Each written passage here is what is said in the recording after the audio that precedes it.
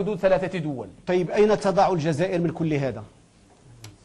طيب غادي نجيو للسؤال ديال السي العراقي. أين نضع الجزائر؟ أولا دولة شقيقة. متفقين ياك أنها شقيقة؟ لا شقيقة. لا شقيقة. جارة وشقيقة. لا شقيقة. لا شقيقة جدا. احنا كنسمعوك السيد الرئيس. الجزائر دولة وشعب وأمة شقيق جدا، وهو جار، والجار له حق علينا وعليهم بطبيعة الحال. وهي دولة يعني من أقرب الدول في المغرب العربي إلى المغرب، شعبا، لغة، عادات، السلوك.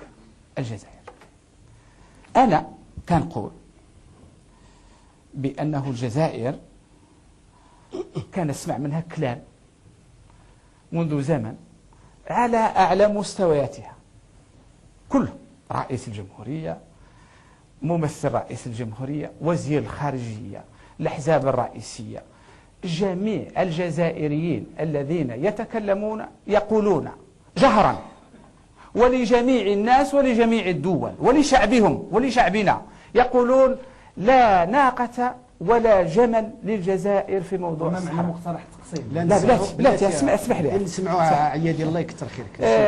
لا ناقة ولا جمل للجزائر في موضوع الصحراء، كما أننا لسنا طرف. هذا موضوع يتعلق بين المغرب والصحراويين. تعرف هناك حديث نبوي شريف مشهور جدا، مشهور عند عامة الناس، يقول فيه النبي صلى الله عليه وسلم: أمرت أن أحكم على الناس بالظواهر والله يتولى السرائر.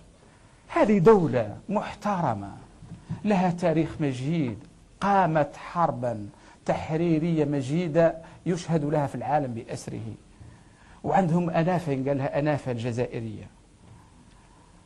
قالوا بأنهم ليسوا معنيين. لماذا تريد أن يدخلهم في قضية اللي هم يقولوا بأنهم ليسوا معنيين بها؟ والسيد الرئيس إذا سمحتي لي أنا غادي نعطيك الظواهر. غير بلاتي أي بلاتي، ولكن الجزائريين يقولون قال رئيس الجمهورية بأنهم ليسوا طرف. نعم يا سيدي، أنتم لستم طرف ويجب أن لا تكونوا طرف. 27 فبراير 2002 زار الرئيس بوتفليقة ما سمي بالجمهورية الصحراوية في مخيمات تندوف، ووجه رسالة إلى رئيس البوليساريو 27 فبراير 2002، وقال باللي بلاده لن ترضى بتكريس الأمر الواقع.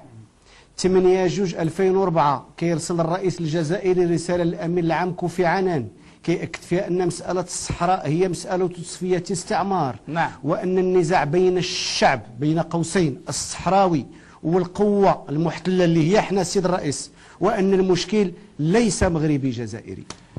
أن المشكل في 8/11/2004 استقبال رسمي لعبد العزيز المراكشي بمراسيم استقبال رسمية. ماذا يقول؟ لا قلت في النهاية بأن المشكل ليس مغربي جزائري. لا المشكل ليس مغربي جزائري. إذا هذا الشيء اللي قلت أنا، لأن المشكل ليس مغربي جزائري. طيب لا ليس مشكل مغربي جزائري. قضية الصحراء قضية اللي الجزائر دخلت فيها عرضيا،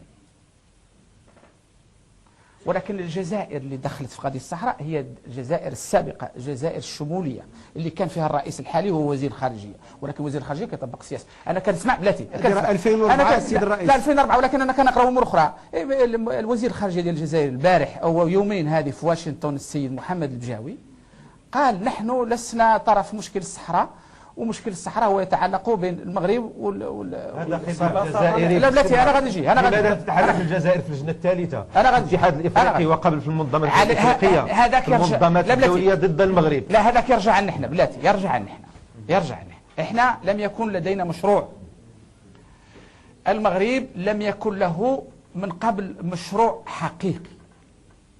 كنا نتكلم في إمكانية مشروع أو احتمال مشروع، وهذا تضع مبرر لتلك المواقف. لا ترى نتكلم. لا شوف اسمع، أنا الجزائر من الشاهدين اللي كيقول بأن الجزائر رغم كل شيء اللي قرا لي كل شيء هذا الشيء، ولكن أنا كنحكم الأمور بخواتمها، كنحكم بالأخير. كيقول بأن الجزائر لا دخل لها في الموضوع ببساطة، أن المنتظم الدولي مشى في الاتجاه ديال الرأي ديال الحل السياسي. لا وبالتالي تجوزت هي. لأنه احنا ما كانش عندنا مشروع. الآن أصبح عندنا مشروع. ما هو المشروع؟ مشروع الحكم الذاتي.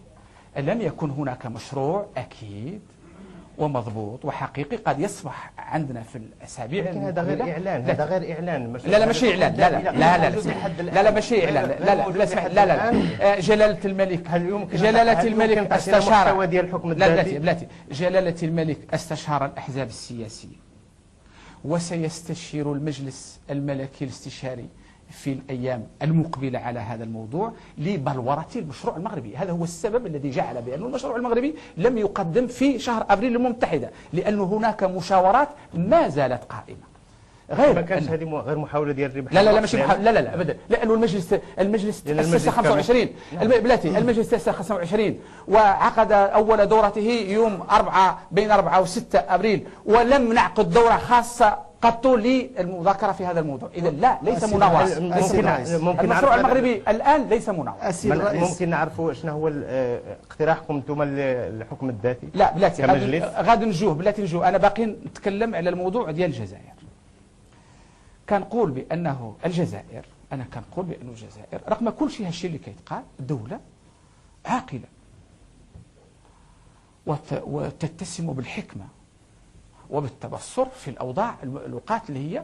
أنا مثلا واكبت فترة الحرب عن قرب، لأنني كنت عضو في المجلس الأعلى للدفاع، وكانت يعني أشياء خطيرة جدا. لم تقم الجزائر قط بأي موقف يمكن أن يؤدي لأشياء لا تحمد. أمغالة مثلا؟ لا هذا كانت حادثة. واخا سيد رئيس المحتجزين الصحراويين. أنا غنتكلم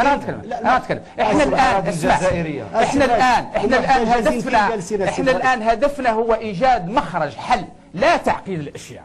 ولهذا الجزائر تقول لنا أنها ليست طرف. إحنا كنحكموا الناس بالنوايا. يا أختي إذا كنت لست طرف، لماذا تعترفي بدولة لم تبنى على قرارات؟